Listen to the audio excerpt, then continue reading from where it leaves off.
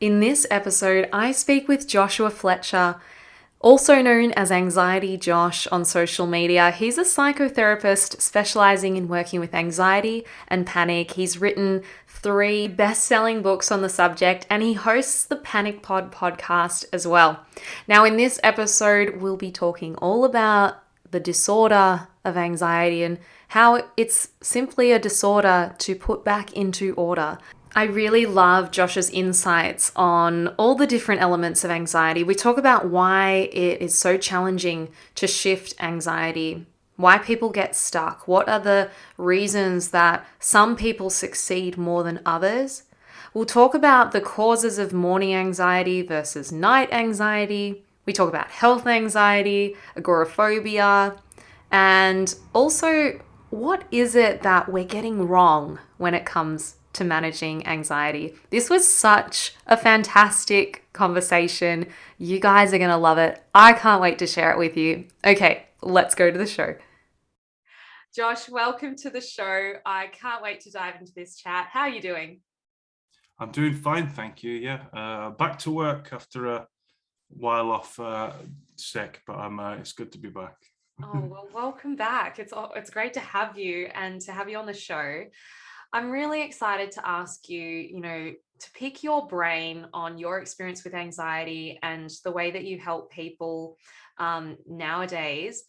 You once suffered with a range of things from agoraphobia, a range of anxieties, we could say, obsessive compulsive behaviors, those kind of things, health anxiety, some of the really sticky stuff that I think in society in general we believe is difficult to change. Why is it so difficult to shift anxiety? Um, it depends what kind of anxiety you're looking at, because you don't want to shift anxiety totally. It's like you need it. It's like hunger. You don't. Hunger tells you that you need to eat. You need sustenance. Thirst tells you need water. Tiredness tells you need rest, and anxiety tells you that you need safety. But of course, any of these messages can be false messages.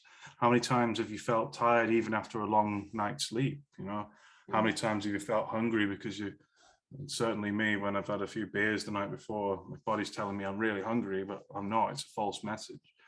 And the same applies with anxiety. You need anxiety. It's there to protect you, to save you, to warn you of any potential life-altering consequences.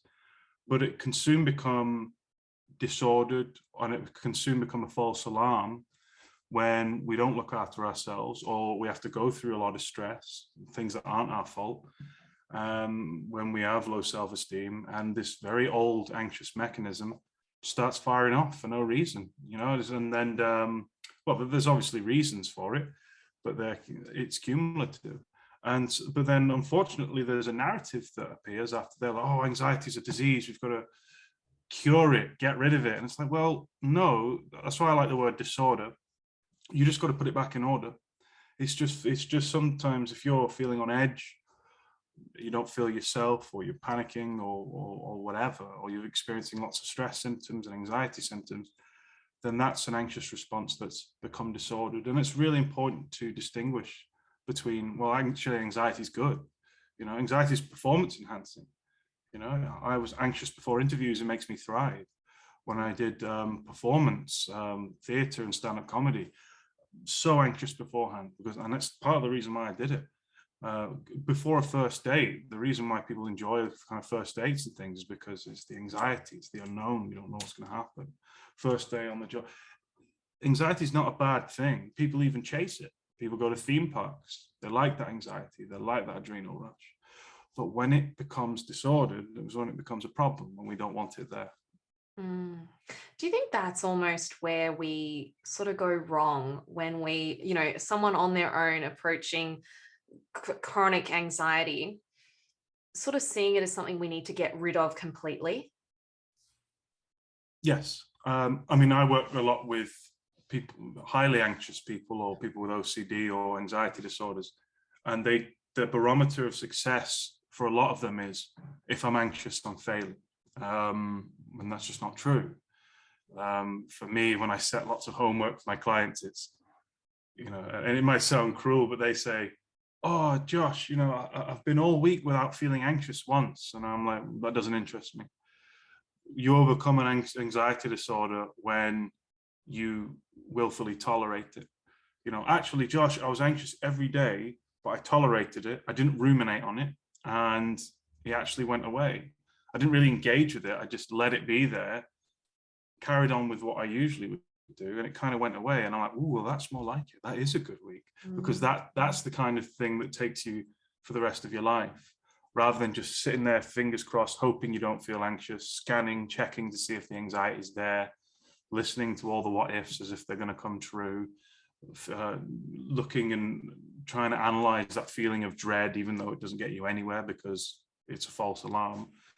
Oh, absolutely. It's when people then, it's a huge lucrative business.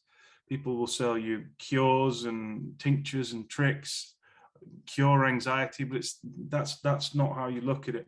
Can you get to a place where anxiety doesn't bother you? Of course, and that's recovery. But you got to change the narrative of curing it. No, it's just putting it back in its order again. You need it. It's probably saved your life. How many times have you gone to cross the road and not looked and accidentally stepped back, or someone's jumped out at you or whatever? It's really important to look after you. But yeah, you can't cure a response that's biologically normal.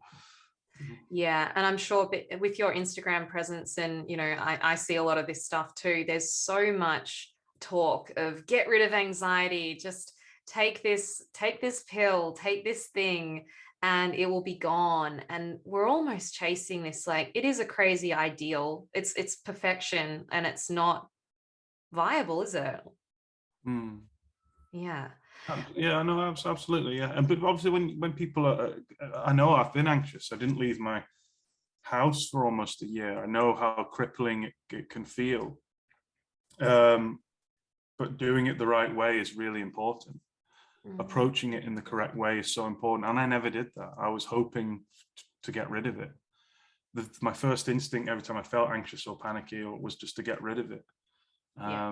Or ruminate my way out of it by listening to the thoughts that anxiety suggests. It's an anxious thought when it's, what if this, what if that, what if this happens, what if that happens? From low level stuff like, oh, what if you get up late and don't take your kids to school, to what if these feelings mean I'm dying, or what if I never get better and I'm going crazy? It doesn't matter. They're all the same what ifs. This instinct to cure, get rid of, eradicate anxiety completely, or the impulse to, where do you think it comes from? Is it built into society? Is it stuff we're told as kids?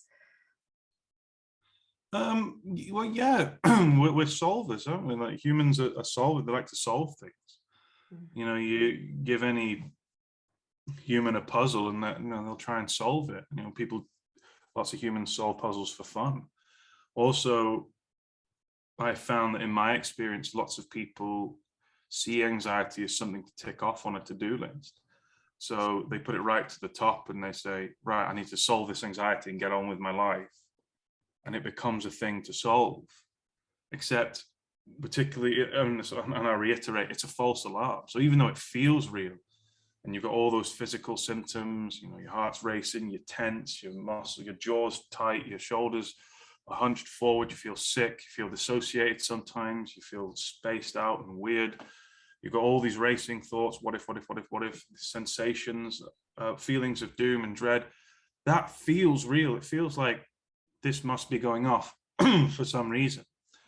But it's not. What you've got to realize a lot of the time anyway, is that if there isn't an actual reason around you, it's disordered anxiety. If you're in a situation that is dangerous, then do listen to it. And when I work with clients and be like, well, let's see if there's actually anything that your mind and body is suggesting to you is dangerous at the moment. And so if you're in a abusive relationship, or if you're a single parent with lots of kids and you're struggling to cope with that, maybe being bullied at work, maybe there's some grief and trauma you've not processed. Maybe it's going off for that. But sometimes or actually I look at esteem as well. Like maybe you're only judging yourself by how productive you are, and that's triggering your anxious response. But yeah, it's about kind of, because there's such a stigma and taboo attached to mental health and anxiety, and you can have as many World Mental Health Days as you want, but until people actually talk about it properly, this problem will arise where we have to fix anxiety because it's like an ailment. I see anxiety, rather than it being a warning that my body's suggesting to me to say, hey, you need to slow down a little bit, or you need to address this, what's going on. It's oh no, I'm anxious, this needs to be fixed, it's not good, there's still stigma attached to it. I don't get anxious, I'm not an anxious person. And then people end up on the hamster wheel of anxious rumination. Yeah, I've certainly been there, just denying that it's even happening or that it's a problem. Take us back, Josh, because you've obviously overcome significant challenges yourself. And, I think we can all relate to that experience, at least in the short term, of feeling trapped in your own head and trapped in those incredibly, alarming thought cycles and fear.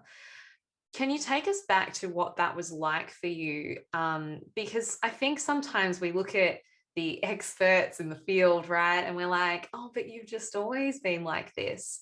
And I really love to paint the picture so people can see how this change is possible.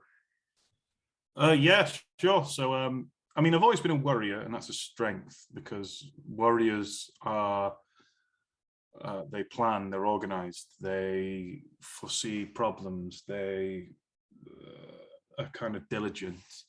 Worrying's good. I mean, it's usually part of a creative brain, and I see it as a strength.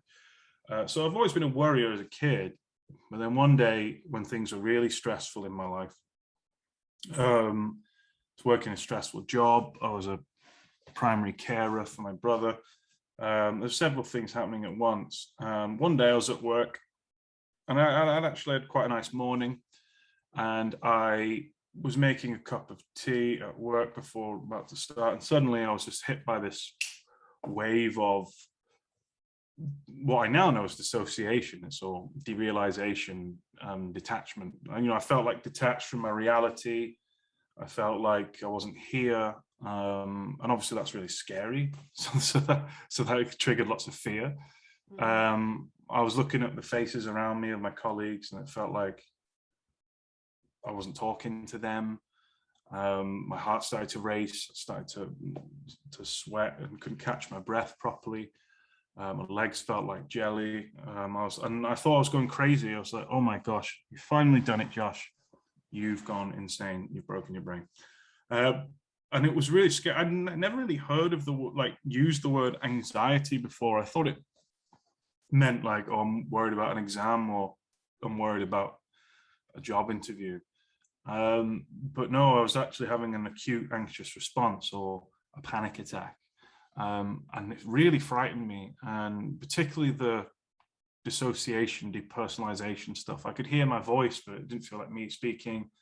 People's faces looked quite strange. By the way, if anyone's listening to this, and this is fine, it was all normal. I didn't know that this was fine, but I was just thought I was losing my mind. And I went home. I made the mistake kind of going home to try, because I thought I was seriously unwell. And that's when I started to develop agoraphobia and panic disorder. So that experience frightened me so much, I didn't want it to happen again.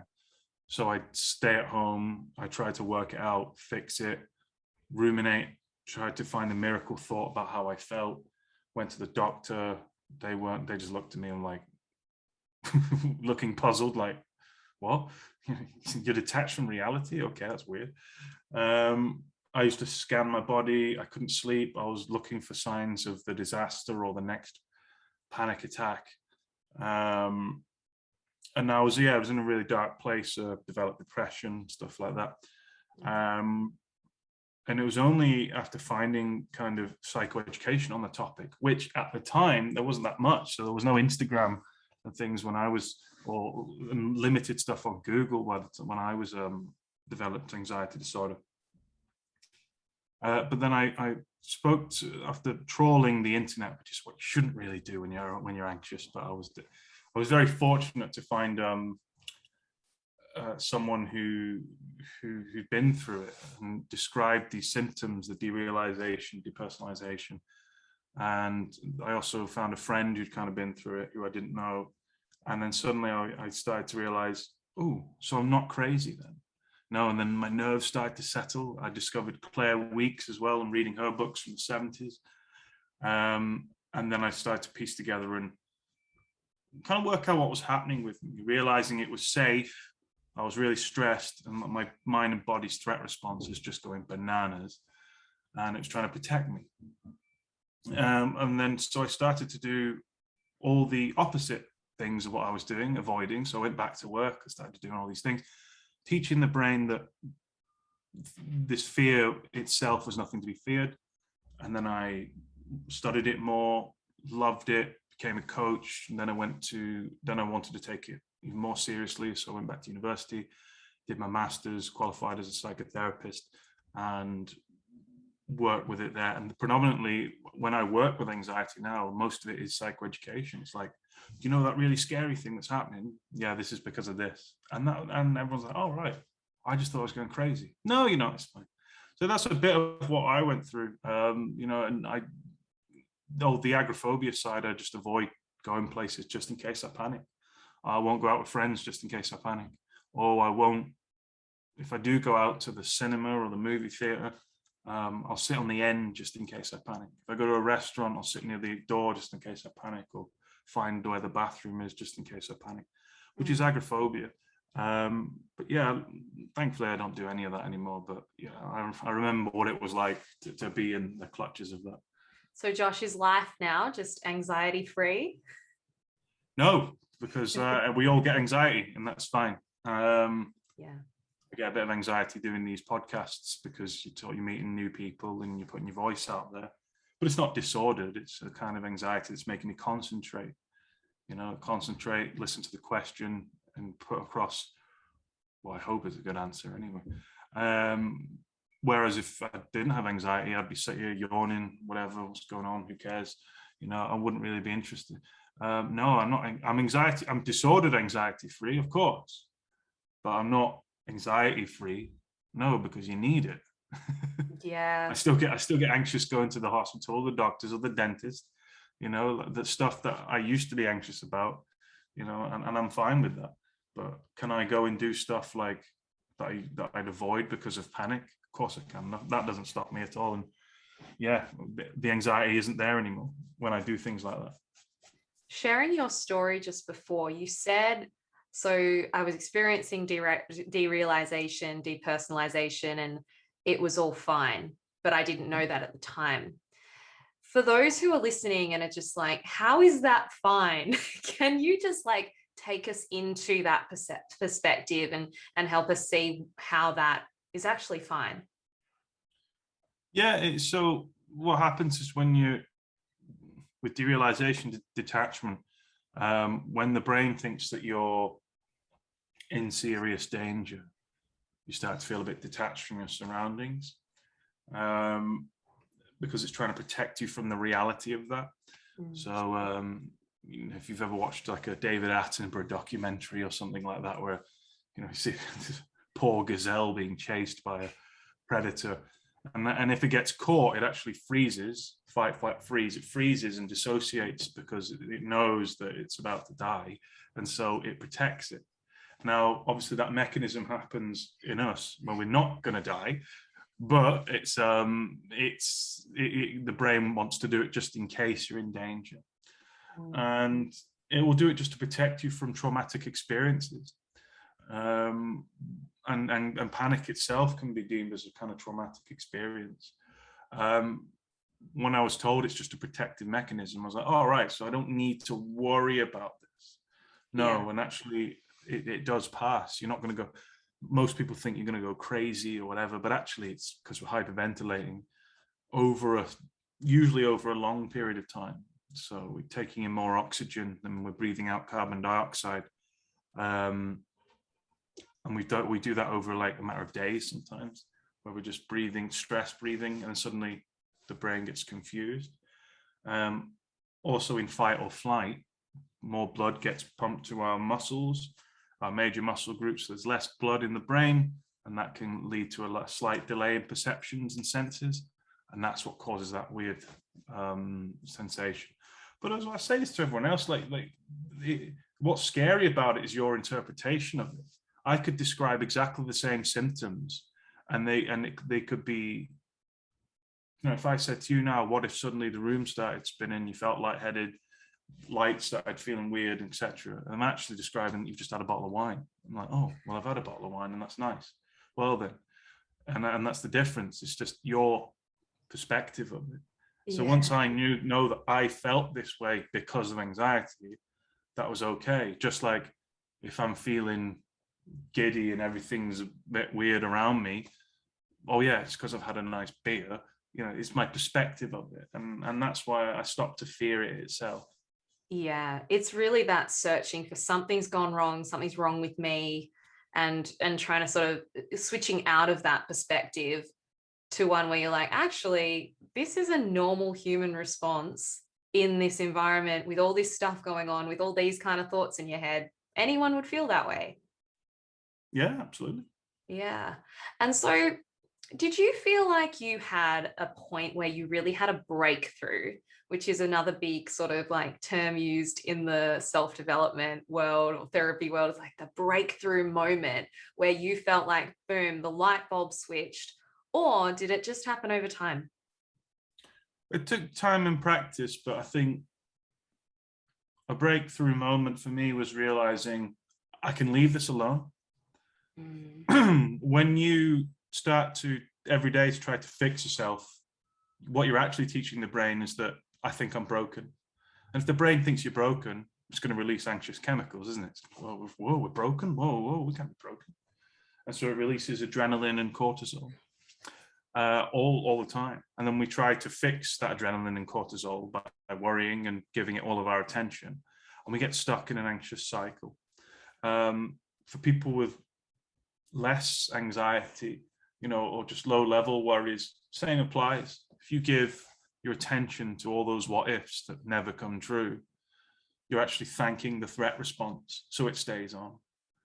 If you're worried about panicking or worried about all the symptoms of anxiety and you keep an eye on it, you're actually thanking the threat response for staying on.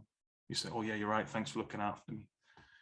If you worry about any what if, to any anxiety, you give it your attention, you thank it, and it stays on. And so the breakthrough moment for me was, oh, I can just label it, just think, oh, it's just anxiety, and not give it my attention whilst feeling uncertain.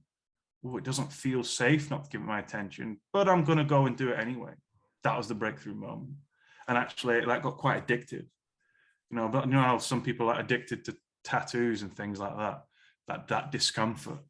The breakthrough moment was realizing, oh, even though it feels way unsafe not to leave, to ignore this and carry on doing what non-anxious me would be doing, I'm going to do it anyway.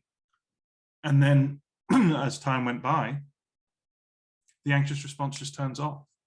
Also, the paradox of anxiety is that if you're fearing fear or you don't like feeling anxious, you can never spot them at the exact moment that it passes. So there's no point in even checking an eye out, keeping an eye out for it, because waiting for it to disappear, because it won't turn off if you're looking at it. And this is why we're always we're less anxious when we're busy. It's why people get addicted to being busy, and because whether consciously or not, they realize that when I'm busy, my anxious response just turns off. Oh, well, I'm not anxious. But you can't actually see the point where it turns off. It just decides to turn off. It's the paradox. So that's, for me, yeah, it was the breakthrough point. It's like, if I just leave this alone, my body will fix itself. It will bring it back to balance. And it does. It's got a remarkable ability to do it. But when you start intervening with your control issues and your impatience, you're just irritating it, and it stays on for longer. Yeah, and moving into over-analysis as well, like overthinking and starting to scan all the things like, what does this mean? Asking all the questions, making a big deal out of it. Yeah, definitely. Well, that's called rumination, and actually rumination is a behavior. So people think, well, I'm thinking my way out of it. If I keep thinking about it, it'll go away. But actually, no, that would come under rumination. So actually, you are doing a behavior here. You've stopped doing what non-anxious you would be doing. You sat in a chair, and now you're ruminating. You're trying to ruminate your way out of it. That's a behavior, and rumination keeps that threat response on. Obviously, if there is something, I reiterate, if there is something on in your life and your mind's warning you about that, of course, and any kind of therapist would do that due diligence and be like, well, is there anything dangerous happening at the moment? And that's fine, particularly if people in abusive relationships and things. What do you think about the idea of facing our fears? Is that what it is about? Like, for example, if you are housebound and you're afraid to go outside, do we need to push people to test that and go outside and face those fears? Yeah, you do it at your own pace. It's essential. So I was too scared to go to the end of my garden when I was struggling, because my threat response, my anxious response, had been conditioned over the last 6 months to think that everything was dangerous outside my house, or I'd panic or lose control if I left my house. And this is like agoraphobia again, but this applies to any fear. Fight or flight, particularly the flight response, wants you to avoid just in case you're in danger. So each day that you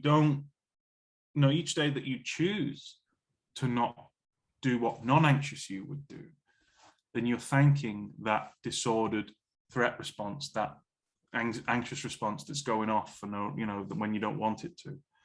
So if going to the shopping mall terrifies you, or going socializing with friends terrifies you, and you avoid and you wait for that feeling to pass, what you've actually done is thanked the threat response there, which is responsible for all these fear feelings. And so each time that happens, you'll notice that you'll just always feel anxious. And so to answer your question, yes, you have to go towards the fear, because, and it's been scientifically proven, that when you walk towards the fear that is safe, by the way, I'm not saying, walk up to a lion or whatever because it'll eat you, but like, if it's something that is safe, but you're scared, then definitely go towards it, because you turn off the threat response then. There's a part of your brain called the amygdala that only responds to your behavior.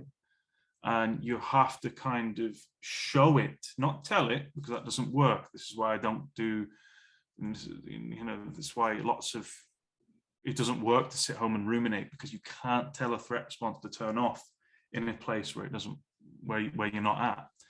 So if you go into the shopping mall and you say, and I've said this out loud, no, I'm here to turn you off. Oh, don't go in there, you might panic and freak out. No, I'm going to go in there, and I'm not going to panic and freak out. You're just going to release adrenaline and cortisol, which is really uncomfortable. It's going to make me want to scan for the exits, because that's the flight part of my fight or flight response. And I'm going to do it anyway, because I know in 5-10 minutes you'll pass. My body only has a certain amount of adrenaline and cortisol, and so does yours. So you've got to be like, right, okay, I'm going to do it anyway then. And the old cliche book title, feel the fear and do it anyway, it absolutely applies, because you're actually rewiring your brain. You're saying, look, I'll show you this isn't dangerous anymore. And you must have done this. Anyone who's listening now, there must have been stages where you've done this in your life. Imagine if your first day at work, you're absolutely terrified. 4 months later, you're bored in work because you've turned off that threat response. How many times have you turned up to the party scared, and then next thing you know, you're chilling out, having a nice time? How many times were you nervous to see your first date, and then now you're bored sick of it? Yeah, because that's a cynical answer. But we deem people and situations as safe after a while. We kind of have to check them out and make sure, okay, but once something becomes familiar, we decide that it's safe. Yeah.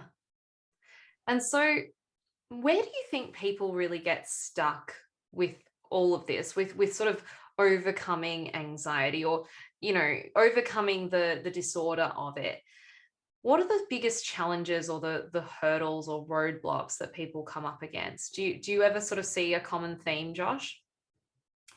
Yeah, the biggest hurdles are compulsions and safety behaviors. So overcoming anxiety is when you're confident that you can tolerate the feelings of uncertainty that it throws at you, whilst being, confident enough not to engage with it, or not engage with safety behaviors and compulsions. So in my practice, when I'm working with people, or what I say often in my books is, who gets the credit here for that anxiety?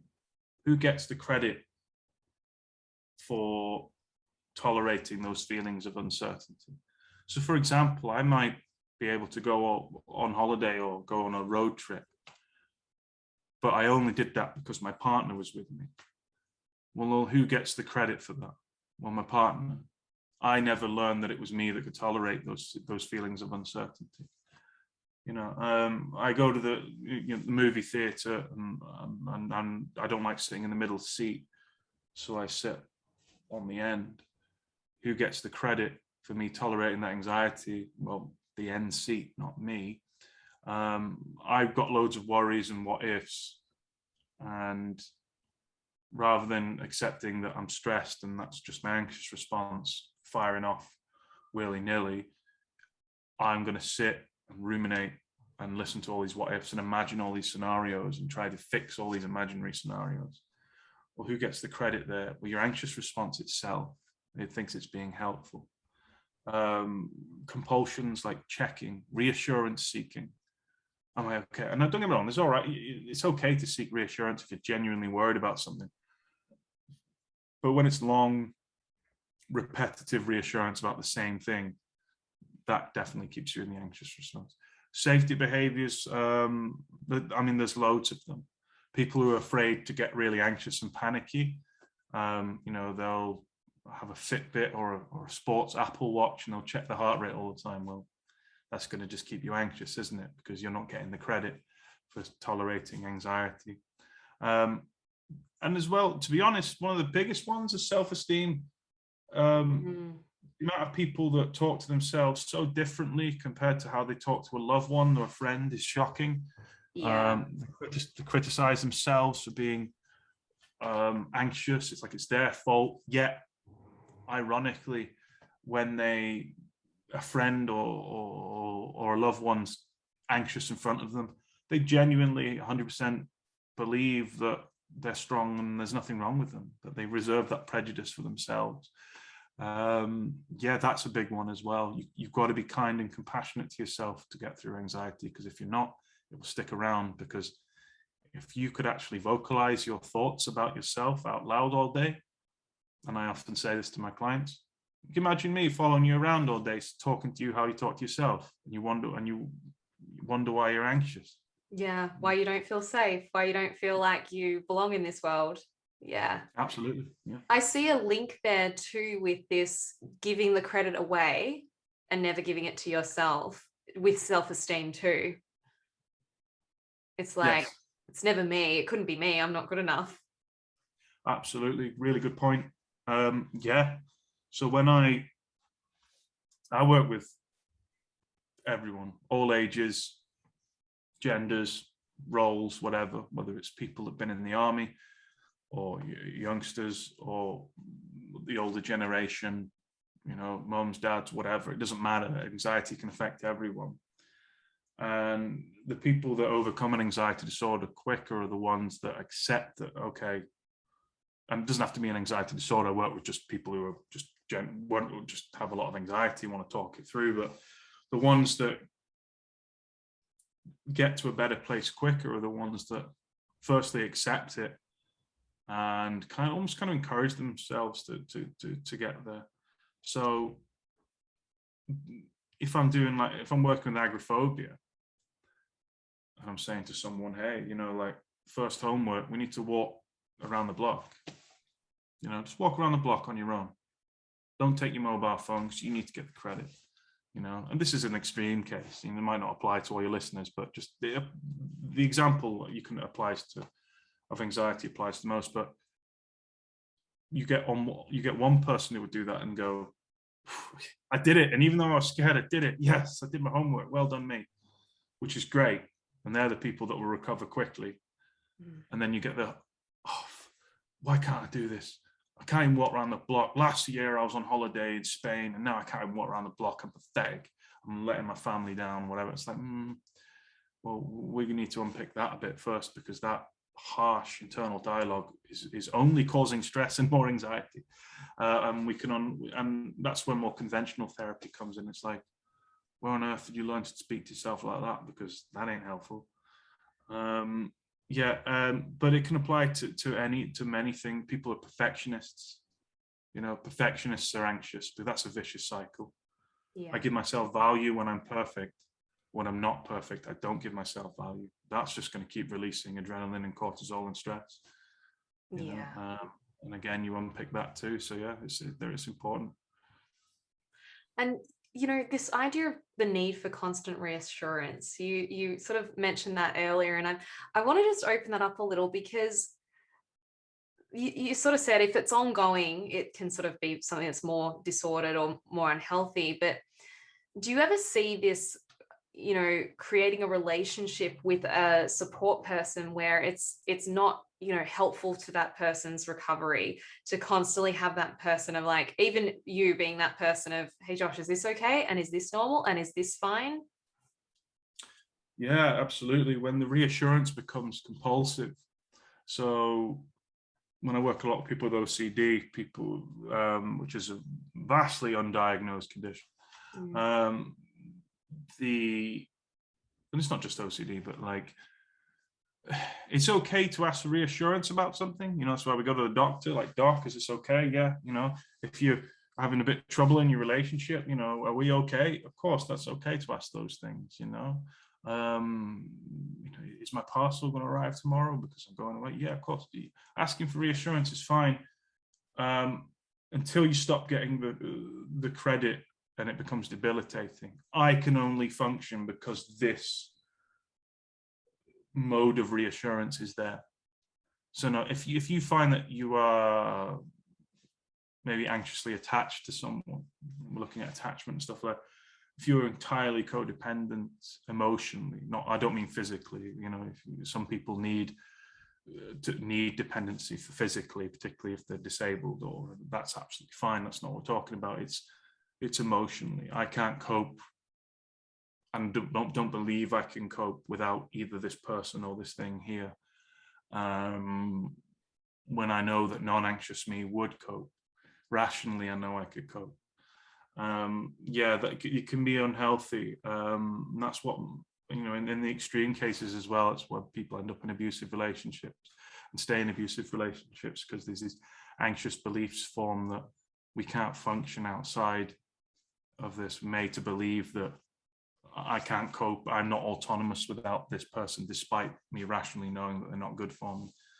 That you can have unhealthy attachments with anything. Substances, alcohol, drugs, whatever. I can't cope without this. And obviously, if it's life-saving medication, if you're diabetic or you have a chronic illness, of course you need those things. If you've got chronic depression, or a mood disorder like bipolar, you need the medication.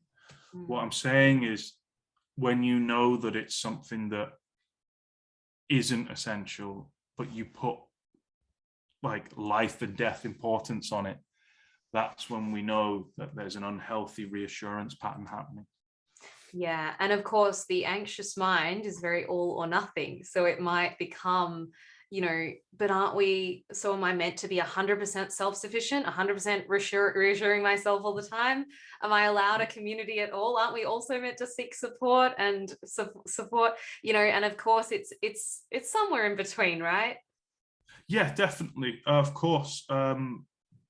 You've got to do that. It's finding the balance though. And obviously it's a bit kind of hypocritical for me to state, but like sometimes when I work with clients, obviously people find me on Instagram and I have a page, or people buy my books, and I hear these lovely things like from clients like, oh, I take your book everywhere with me because it makes me feel reassured. And I'm like, hang on, I'm flattered, but no, no, don't do that. Like, because what you need to do is realize that it's you that's doing it, and it's really important.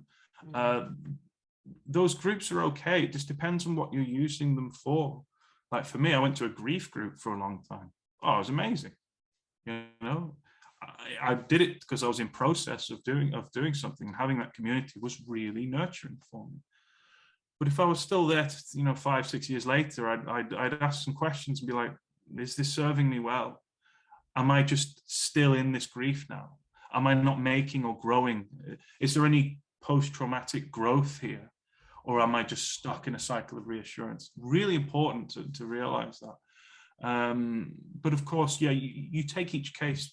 If the reassurance is nurturing for you and aiding your growth, then of course that's okay. And if you're part of that group that does that, that's okay. And I know quite a few groups where that does work. But also, one of the stipulations I have when people work with me with disordered anxiety is that I say, leave those anxiety forums now, because we're not doing that now. No, and I'll teach you why. Yeah. And it is, it's confusing out there, because on one hand, where there's a big message of encouraging people to seek support, reach out, ask for help. And then there's this other message of, but only you can help yourself. And that is an interesting one. What do you have to say to that? That's a really good question. Reaching out for the correct help. So, when I was really anxious, I'd reach out for help, but actually a lot of it was empty reassurance. It was like, tell me I'm going to be okay, this and that, this and that. The correct help was actually finding someone who was specialized in working with anxiety, speaking to my doctor and psychiatrist or whatever, telling people I trusted about what was happening with me. Boundaries, putting my boundaries up with people and them having boundaries with me too. That's really good for reaching out for help, definitely. Whereas sometimes, and I'm just taking some examples, like I can reach out for help with health anxiety. We've all had health anxiety. You Google the symptom and, oh my God, I'm dead, let's plan the funeral. It's always cancer. It's always cancer. So, yeah, something like that, or something neurological. Yeah. And but then if I'm still in those anxiety forums 10 years later, is this anyone else had this symptom? It's like, well, actually I'm compulsing there. So when reassurance becomes a compulsion, I'd say that's when the difference between seeking help and when it becomes a compulsion. And I think that's actually really important to distinguish. Yeah. Nothing wrong with asking for help and stuff. But when it's part of a hamster wheel where you're not going anywhere and you're doing it for immediate relief, then that's when you need the intervention of maybe a therapist, a cognitive behavioral therapist, a metacognitive therapist, or a therapist who specializes in the behavior sciences. I think that's really important. Yeah, I really appreciate how you've distinguished that. One way I also like to look at it too is that you have to make the decision to seek that help from an appropriate source. Yes, so you are ultimately helping yourself, and you have to make the decision in that moment to cheer yourself on. Like you mentioned, with that exercise of saying, well, great, I did it, or, oh, I'm terrible and I failed. Absolutely. And it is you. Yeah. And asking for help is not weakness. It is still you. You've curated that. Yeah. When lots of people say to me, oh, you saved me. I was like, no, I didn't. I taught you about yourself, and you chose to take that information and implement it. You did the hard stuff. You chose not to ruminate. You chose to sit with uncertainty. You chose to do all that. So yeah, I'm glad to be a part of that, but it was you that did it ultimately. Yeah, you save yourself putting yourself in a supportive environment, and that's probably where, it all comes back to. You mentioned health anxiety just before. What's really going on there? Is that really about health? It's about uncertainty, I think. Sometimes, people genuinely with health anxiety will say it's about health, but it's also your relationship with uncertainty. Also, I find that people with health anxiety genuinely struggle with it when they've been through something stressful or traumatic. It depends with each. I developed my severe health anxiety when, I'd lost some family members, and suddenly that sphere of ignorance has popped. It's like, oh, bad things do happen and can happen to me. Because we all, I don't care who you are, when you grow up, you think, you're aware bad things happen, but you just don't think they happen to you until it does. And that can contribute to feelings of unsafety and uncertainty.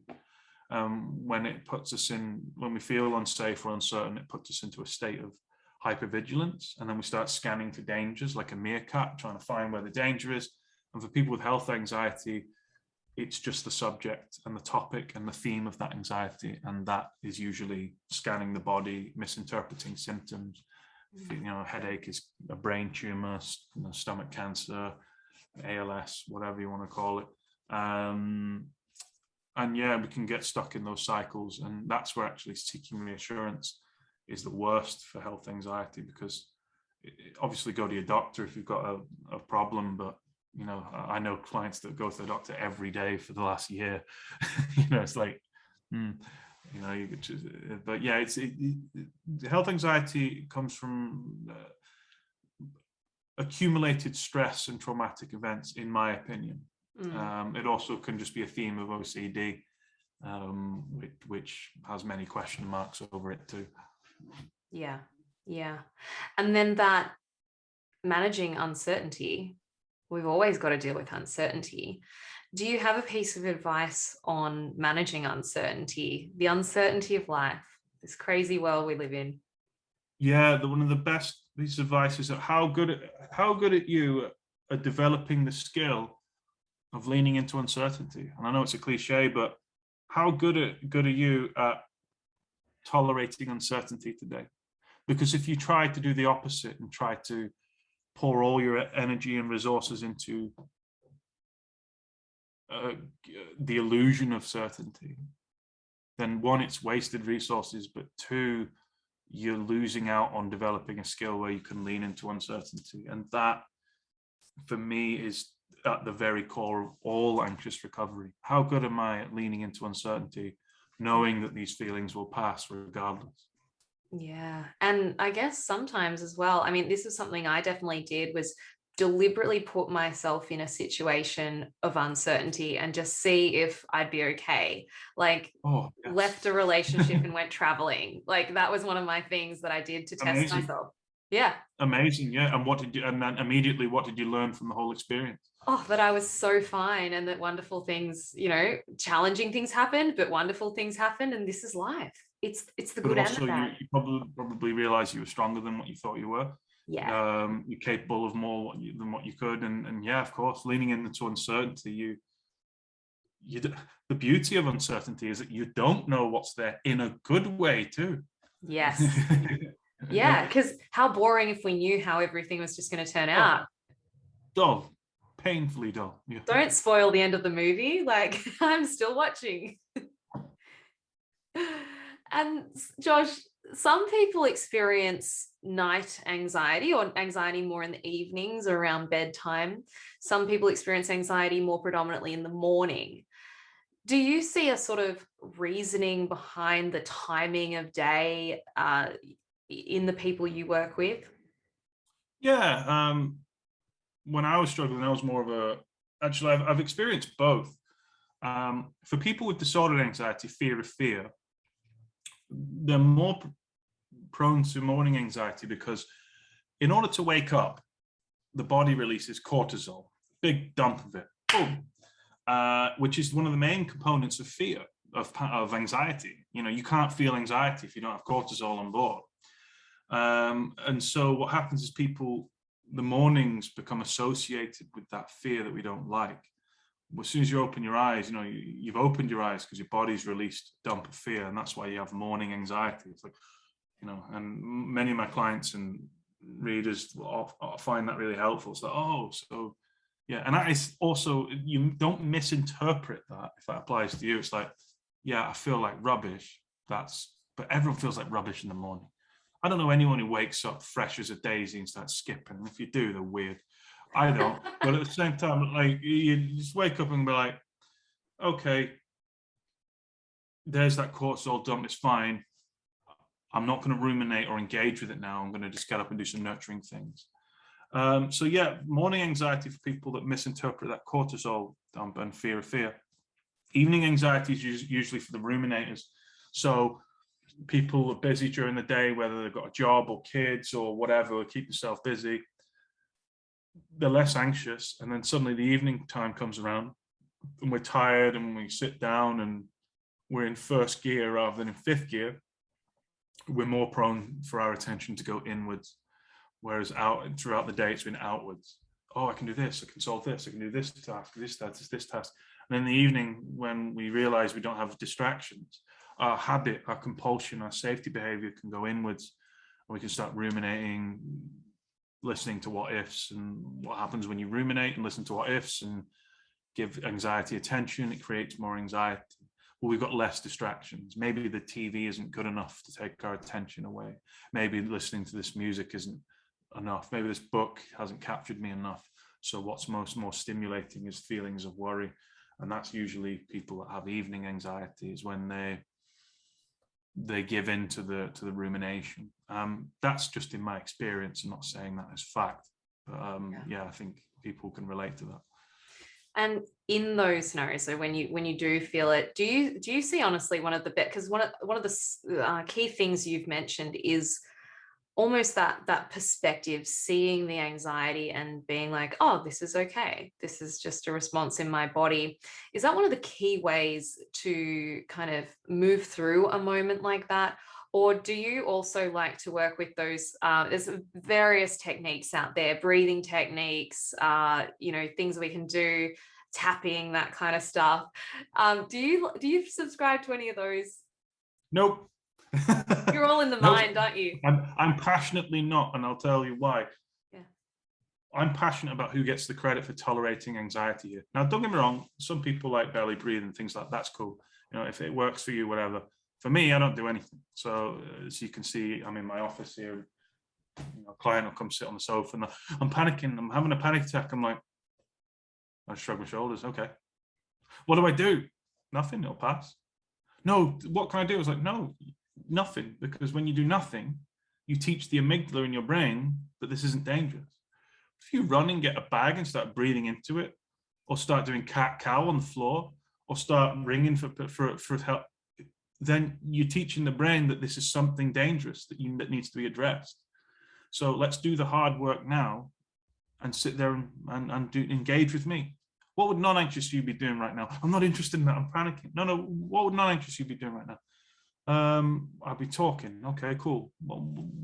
Where was your last holiday? Oh, Malaysia. Tell me about that. I can't concentrate. Well, tell me more about it more. Okay, yeah.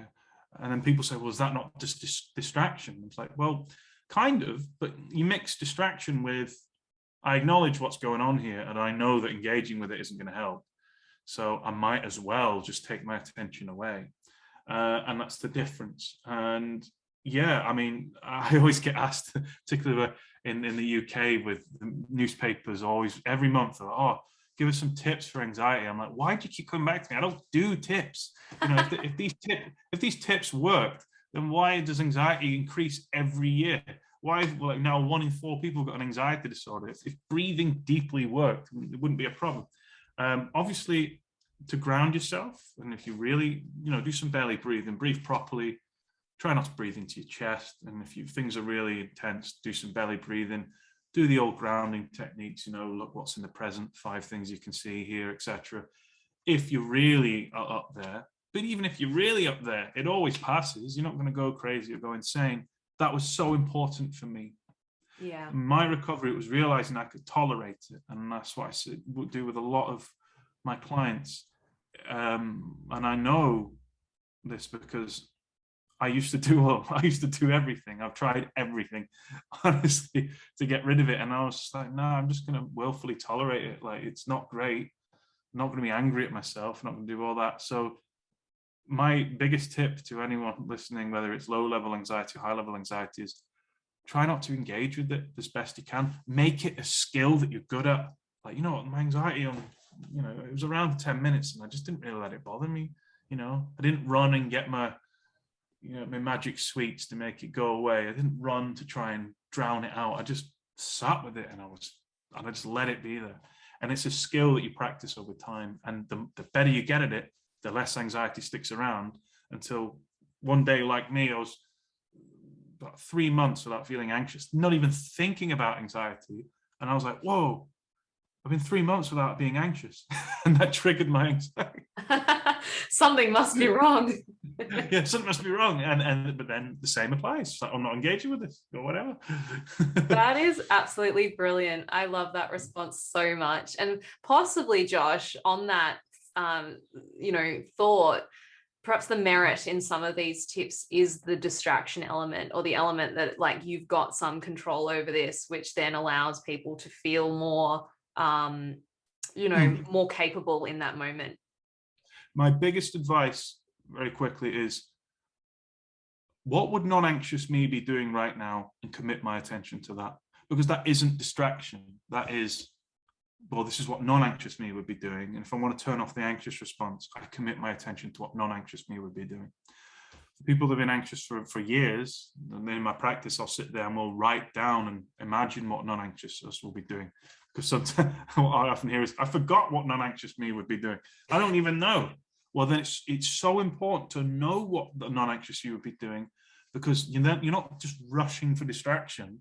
You are committing to what non-anxious you will be doing and turning off that threat response. So yeah, that's the difference between rushing to distract yourself by playing a game on your phone, and no, I would be putting these shelves up now and I'm going to do it regardless. Carrying on with my day, carrying on with my life. Absolutely. I love this conversation so much, Josh, but I've got to let you go. Can you just tell us before we do leave, where can we find you? Those who want to find your books, your Instagram. Yes, so my name is Joshua Fletcher, or Anxiety Josh on social media, which is my social media handle. And you can find everything through that. I mean, I've got my latest book's called Untangle Your Anxiety, and I've got a new one out in a few weeks for people who have intrusive thoughts, called Untangle Your Intrusive Thoughts. And yeah, I've got also got a podcast as well. I've not recorded an episode for a while, but that's popular. That's called the Panic Pod. Loads of free resources, and me, if you're not sick of my voice already, you can hear more there. But yeah, thank you for having me on. I've really enjoyed it, and some really good questions as well. Thank you so much. I've enjoyed it too, and I'll make sure all those links are in the show notes as well, so people can find it nice and easily. Thank you, Josh. If you're ready to get to the root cause of your anxiety and leave no stone unturned, covering every facet of the anxiety reset method, from the thoughts you think to the health of your gut, your nutritional status, your hormones, and your lifestyle, then jump on the waitlist for the 90-day Anxiety Reset Program. This is the tried and tested path to help you find your true self, feel more balanced, and really become the master of your anxious mind. You'll be first to hear about the exciting upgrades when the program is next available. And you'll also hear exclusive benefits around the membership program that will be offered very soon. And if you want me all to yourself and have the VIP treatment, then join the waitlist to become a private client in the Balance program. Through our intensive 3-month program, we work closely together, tailoring a plan specific to every individual need you have. Completing your application for Balance, you'll be the first to hear when my next client space opens. And no matter which option you decide is best for you, I'll give you all the tools you need to ensure you become an anxiety master. Thank you for listening. We have reached the end of this episode. If you enjoy this podcast and you find it helpful, I would really appreciate it if you would hit subscribe or share this episode on your Instagram stories, and make sure you tag @Georgie the Naturopath. But that is all for today. Please be kind to yourselves. Know that you are enough, and you are exactly where you need to be.